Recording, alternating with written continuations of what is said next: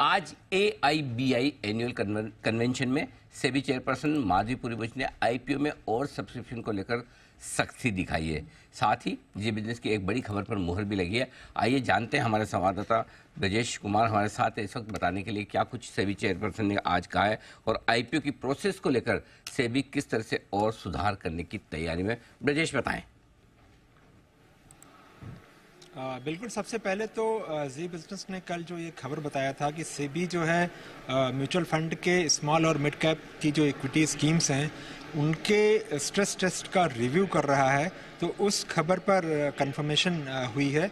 और दूसरी बात ये कहा गया है कि ये एक स्ट्रेस टेस्ट का भी पहला राउंड हुआ है और दूसरा राउंड भी आने वाले समय में होगा, उसको रिव्यू किया जाएगा।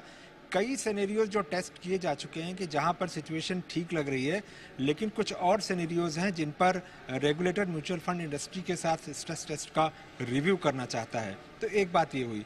दूसरी बात, जो अहम बात आज AIBI के समिट में सेबी चेयरपर्सन ने कहा, एक बड़ा सवाल उठाया इंडस्ट्री के ऊपर और जो IPO के में गड़बड़ियां चल रही हैं उसकी ओर इशारा किया और कहा कि 3 ऐसे मामले आइडेंटिफाई किए गए हैं, सेबी के रडार पर आए हैं, जहां पर म्यूल अकाउंट का इस्तेमाल करके, यानी एप्लीकेशन का केवल ओवर सब्सक्रिप्शन दिखाने के लिए लोगों के खातों का इस्तेमाल करके, जबकि असली इरादा उनका IPO में निवेश का नहीं था, ऐसे खातों का इस्तेमाल करके ओवर सब्सक्रिप्शन दिखाया जा रहा था। तो अब ऐसे लोग सेबी के रडार पर हैं और जल्दी ही और डेटा एनालाइज करके ऐसे लोगों के खिलाफ सेबी कदम उठाएगा और एक उदाहरण सेट करेगा कि इस तरह की गड़बड़ियां ना करें।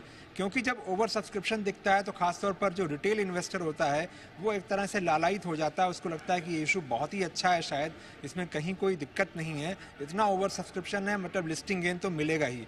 तो इस तरह के लालच में रिटेल इन्वेस्टर आ जाता है। तो ऐसे ओवर सब्सक्रिप्शन, जो गलत तरीके से दिखाया जाने वाला ओवर सब्सक्रिप्शन है, उसको रोकने की मंशा जो है उन्होंने जाहिर की है।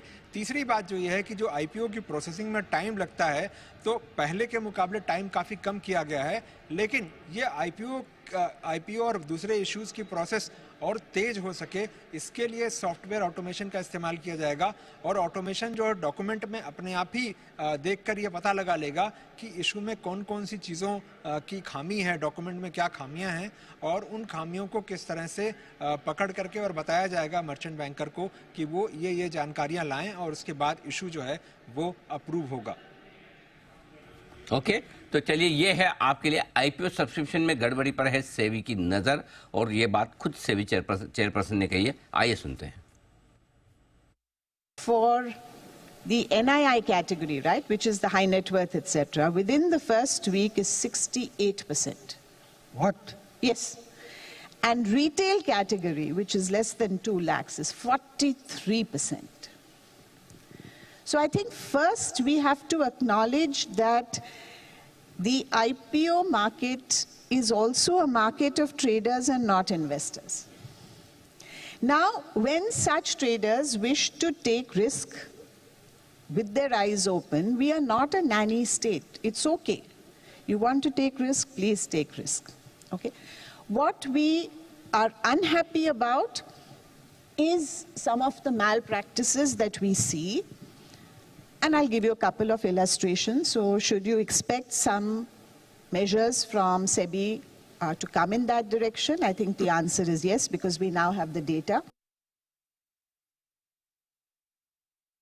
चेयरपर्सन बताते हुए IPO के मामलों में जो कुछ भी छोटी मोटी गड़बड़ी मिली है उन 3 मामलों की जांच की जा रही है और उसको ठीक, चुस्त, दुरुस्त और टाइट करने के पूरे उपाय किए जाएंगे IPO प्रोसेस का, ताकि गलत फायदा न उठाया जा सके। आइए